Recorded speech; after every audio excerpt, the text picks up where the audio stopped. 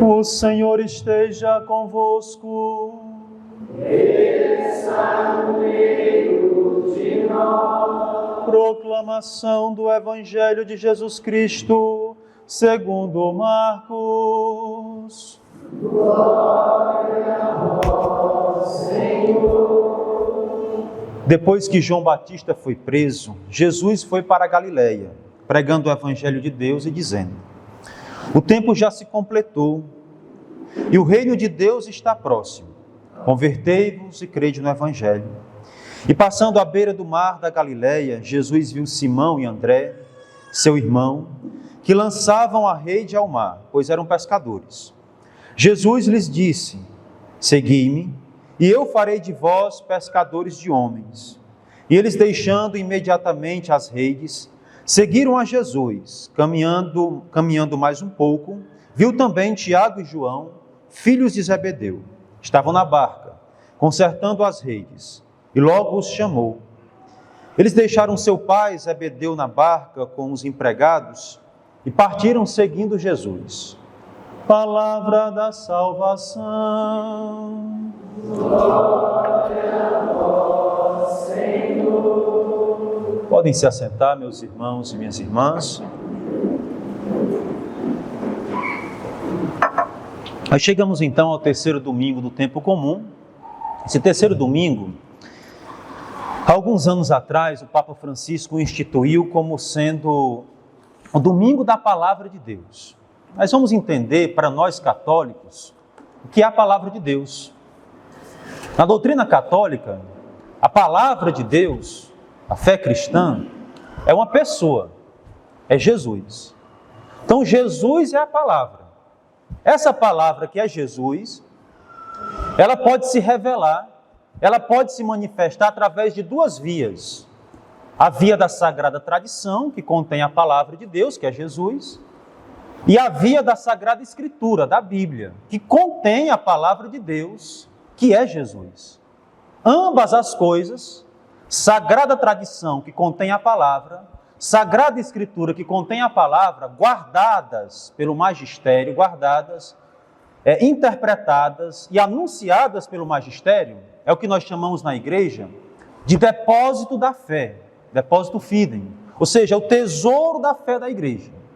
É aquilo que a igreja recebeu de Jesus para continuar no mundo, em Cristo, no seu Espírito, a obra redentora da humanidade, a obra salvadora da humanidade.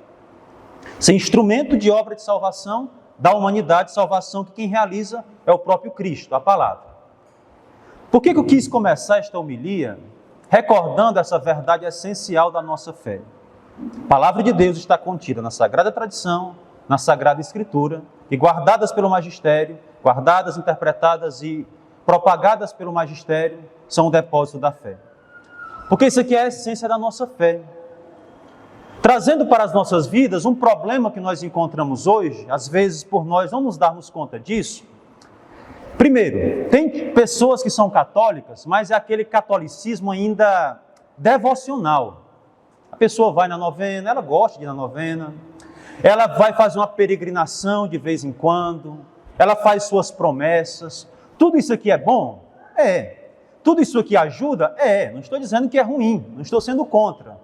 O problema é que tem muita gente só fazendo isso, mas não se encontrou ainda com a palavra. Não se encontrou ainda com Jesus.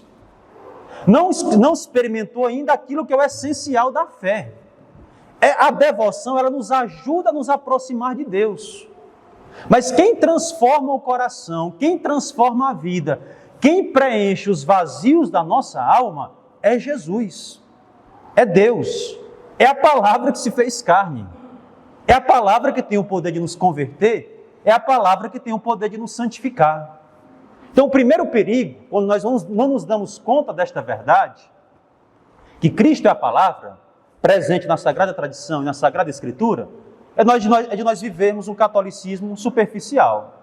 Apenas, não que não possa servir disso também, mas apenas e unicamente devocional. Só na devoção, não aprofunda, não deixa a palavra penetrar de maneira mais intensa. Esse é um perigo. Só que tem um outro perigo também. É o outro extremo, que é um catolicismo muito intelectualizado. Por exemplo, já tive contato com pessoas que são doutores em teologia, mestres em teologia, mas que pelos frutos ali de algumas atitudes, faltam um encontro com a palavra que é Jesus. Então, às vezes, você pode saber muito da doutrina da igreja, saber muito da Bíblia, ser expert na tradição, mas não ter conhecido Jesus. Não ter tido uma experiência com a palavra de Deus que se fez carne. Então, tanto numa situação como noutra, o que nos é preciso? Mais do que conhecer, que é importante. Mais do que a devoção, que é importante. Nos encontrarmos verdadeiramente com a palavra, que é uma pessoa, que é Jesus. E as vias para se encontrar com esta palavra, reze o que está na tradição, reze o que está na Bíblia. Tudo isso aqui vai nos ajudar a nos abrirmos para o encontro com Cristo. As leituras de hoje, elas vão nos recordar algumas verdades essenciais, alguns efeitos que a palavra de Deus, quando nós nos abrimos para ela faz conosco. E eu desejo que agora, nesse segundo momento desta homilia, falando isso, dos efeitos, alguns efeitos da palavra de Deus na nossa vida, que o Espírito Santo, ele que convence os corações, possa reacender, redespertar em mim e em você o gosto, o desejo de experimentar isso de novo e sempre. Vamos começar pela primeira leitura. Primeira leitura, nós ouvimos ali a missão do profeta Jonas, né? Se vocês prestaram bem atenção na primeira leitura, Jonas, ele foi enviado para onde mesmo? Olha, vocês estão afiados. Foi enviado para Nínive. Nínive era a capital de quê? Agora eu quero ver. Capital da Síria. Então, se você pegar o mapa do Israel antigo, só para a gente situar, tá? Que não é aula de teologia, mas aqui é para a gente adentrar no sentido que a palavra está querendo dizer. Se pegar o mapa de Israel antigo, você tem embaixo o Egito, aqui em cima você tem a Síria e a Babilônia. Israel está no meio, espremido no fogo cruzado. Porque a Síria ficava querendo conquistar o Egito queria conquistar a Síria e não podia, e no meio ali do fogo cruzado estava Israel, estava o povo de Deus. A Síria, onde o Jonas ele foi enviado, por que é que o Jonas ele fez de tudo para não ir para lá? Ele tentou fugir, aí ele pegou uma tempestade, descobriram que o problema que estava causando a tempestade era ele, jogaram o Jonas no mar, ele foi engolido pela baleia, passou 3 dias no ventre da baleia, ele resolveu ir para Nínive. Por que é que o Jonas relutou tanto para não ir para Nínive? Do que é que o Jonas tinha medo? Os ninivitas eram um povo cruel, gente. Os assírios eram um povo cruel. Eles querem saber como é que eles intimidavam os inimigos? Quando eles venciam uma batalha, eles pegavam uma estaca, enfiavam no sujeito e deixavam o sujeito enfiado na estaca no caminho. Quando você chegava para combater eles, você encontrava um monte de gente empalado. É isso, uma estaca enfiada no corpo. Então era um povo cruel, era um povo não judeu. Era um povo que não tinha ouvido falar do Deus único, do Deus verdadeiro. Imagina Deus te mandando anunciar lá. Deus seria hoje, por exemplo, Deus me mandando e você anunciar lá no meio dos grupos radicais muçulmanos. Imagina só que é a experiência de Jonas. E aí Jonas, mesmo tentando fugir, com a insistência de Deus, ele vai. E aí tem uma surpresa. Veja o que diz o texto sagrado. Nínive era grande e precisava de 3 dias para ser atravessada. Mas diz o texto sagrado que bastou um dia da pregação de Jonas para o povo se converter e fazer penitência. Ou seja, o próprio Jonas foi surpreendido com o anúncio que ele fez. O próprio Jonas não esperava que fosse tão rápido. Tá, padre? Eu entendi. O que isso quer dizer para a nossa vida, padre, afinal de contas? Quer dizer que a palavra de Deus, ela tem o poder de transformar as durezas do nosso coração.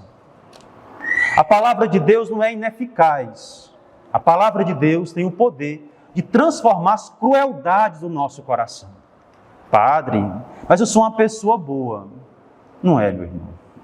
Você pode e eu, nós temos atos bons, mas nós temos sempre um ponto obscuro na nossa vida que precisa ser iluminado pela palavra de Deus. Ninguém aqui está acabado. Ninguém aqui está pronto. Ninguém aqui não está terminado. Nós precisamos que a palavra de Deus, eu e você, transforme as durezas do nosso coração. Transforme ilumine, melhor dizendo, aquelas trevas que na nossa história, dentro de nós, aquele sentimento desordenado, aquele pensamento que me escraviza. Nós precisamos que a palavra de Deus, neste domingo, domingo da palavra de Deus, nos alcance, nos ilumine, nos cure, nos salve, nos liberte. Nós somos necessitados de uma experiência com a palavra de Deus. Por mais que você já tenha anos de caminhada, por mais que você saiba de qual salteado a doutrina da igreja, nós precisamos de um encontro com a palavra de Deus. Nós precisamos experimentar sempre, e de novo, até o fim da vida, o poder da palavra de Deus. Mas eu sou um bom cristão, eu não foco na missa do domingo, meu sacramento está tudo em dia. Você e eu precisamos experimentar a força da palavra de Deus. Esse é o primeiro efeito da palavra, independentemente do pecado. Mas, padre, eu já confessei isso aqui tantas vezes. Palavra de Deus nele. Água mole, pedra dura, tanto bate até que fura. Vai insistindo, vai confessando e vai rezando com a palavra. Aos poucos Deus vai transformando. Quem transforma é Deus, mediante a nossa abertura. Depois nós temos o Salmo. O Salmo diz assim: mostra-me, ó Senhor, vossos caminhos, vossa verdade me oriente e me conduza. Vou repetir. Mostra-me, ó Senhor, vossos caminhos, vossa verdade me oriente e me conduza. Então a palavra de Deus, segundo efeito, ela é aquela que deve orientar a nossa vida. A palavra de Deus, ela é nossa educadora na caminhada de fé. O que quer dizer isso para a nossa vida? Você está confuso? Você está com os sentimentos e os pensamentos aí meio fora do lugar? Meio fora do pino, como a gente diz? Está meio perdido na vida? Volta para a palavra de Deus. A palavra de Deus é uma bússola que não nos deixa nos perder da vontade de Deus. Ficar confuso, viver um momento de indecisão, um momento de crise, todos nós passamos. A vida é dinâmica, nós somos sujeitos a ser afetados pelas situações. Agora, permanecer confuso, isso nós podemos escolher. Voltar para a palavra de Deus é o remédio. Voltar para a palavra de Deus. Diz um salmo que a palavra de Deus é um facho que ilumina os nossos passos, que ilumina os nossos caminhos. Você talvez está vivendo uma crise vocacional no teu matrimônio. Ah, não dá mais não, já tentei de tudo. Ou talvez na tua consagração de vida. Antes de tomar uma decisão, volte naquela palavra que marcou a tua vida. Todos nós aqui, penso eu, temos uma palavra bíblica que é marcante na nossa vida, não temos? Quando nós estivermos passando por tempestades, por momentos difíceis, primeira coisa, volte nela. Lembra de onde Deus te tirou. Faz uma memória afetiva com Deus, da caminhada de Deus com você. A palavra que marcou a minha vida é meu lema sacerdotal. Eu sou a videira, vós sois os ramos. Sem mim nada podeis fazer. Porque quando eu vim para Jesus, decidi levar realmente a minha vida de fé a sério, essa palavra foi o que mexeu comigo, porque eu percebi que eu estava querendo fazer muita coisa, correr muito, mas eu queria fazer por mim mesmo. Eu queria fazer sem Deus. E ainda isso é um risco em mim. Mas todas as vezes que eu me percebo caindo nesse mesmo risco, eu tenho que voltar aonde? Nesse versículo bíblico. Bruno, sem mim, nada você pode fazer. Você pode ter muitos planos, Padre Bruno. Você pode ter muitos ideais, você pode se esforçar muito. Mas sem mim, nada você pode fazer. Então vem primeiramente para os meus pés. Primeiramente para a oração. Para depois frutificar aquilo que você está tentando, aquilo que você pensa que vai fazer. É Deus quebrando o nosso orgulho. Deus quebrando a nossa autossuficiência. Mas o bom disso é que Ele vai nos trazendo para o eixo de novo. Depois nós temos a segunda leitura e o Evangelho. Para vocês não ficarem cansados, vamos nos aproximando do final da homilia, tá? A segunda leitura e o Evangelho, ambas as leituras querem nos lembrar que a palavra de Deus, ela liberta o nosso coração. Certo? Então, primeira leitura, a palavra de Deus, ela tem o poder de transformar o nosso coração, independentemente da situação. Segundo ponto, a palavra de Deus nos educa. Ela é uma bússola. Ela revela Deus ao homem, ela revela o homem a nós mesmos. A Bíblia nos leva a conhecer Deus, a Sagrada Tradição também, mas também nos leva a conhecermos nós a nós mesmos. E terceiro, a palavra de Deus, ela liberta os nossos corações. Vamos ver isso no Evangelho.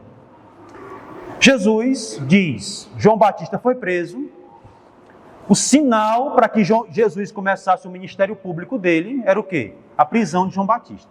Jesus estava vivendo a vida oculta. Quando João Batista foi preso, Jesus entendeu que era o sinal do Pai para que ele começasse a pregar. Jesus diz, o tempo já chegou. O reino de Deus está no meio de vós. Convertei-vos e crede no Evangelho. Jesus começou o anúncio assim. Conforme Jesus foi anunciando, diz o Evangelho o que aconteceu? Primeiro, Santo André e São Pedro foram tocados. É aqui onde eu queria chegar. Santo André e São Pedro, diante do contato com a palavra, eles deixaram o quê?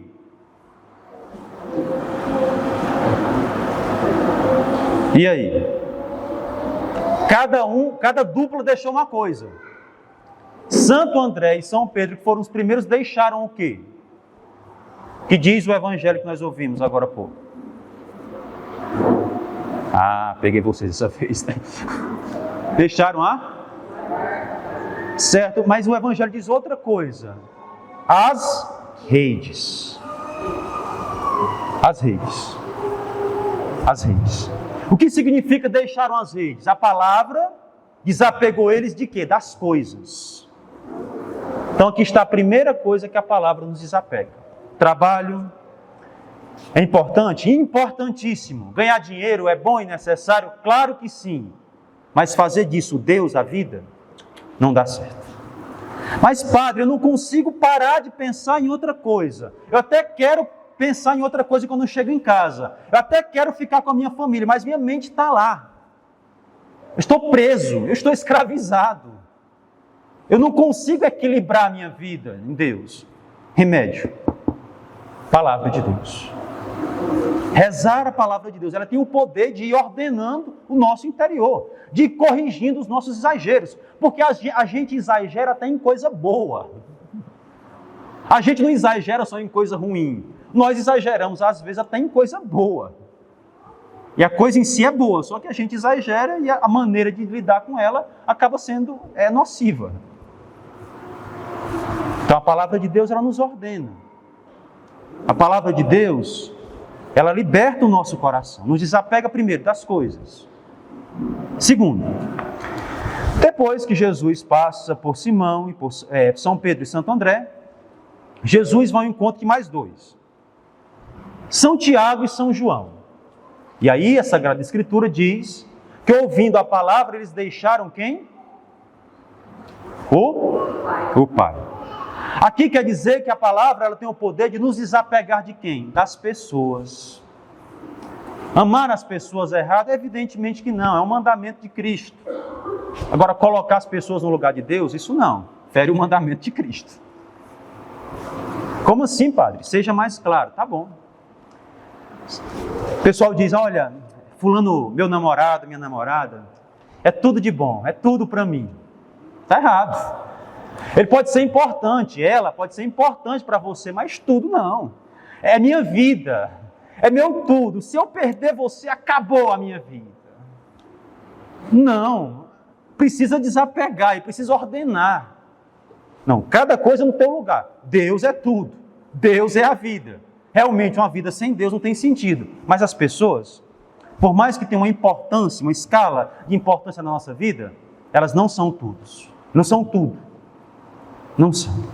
Nenhuma pessoa, por mais importante e bem que nos faça, pode preencher totalmente os anseios dos nossos corações.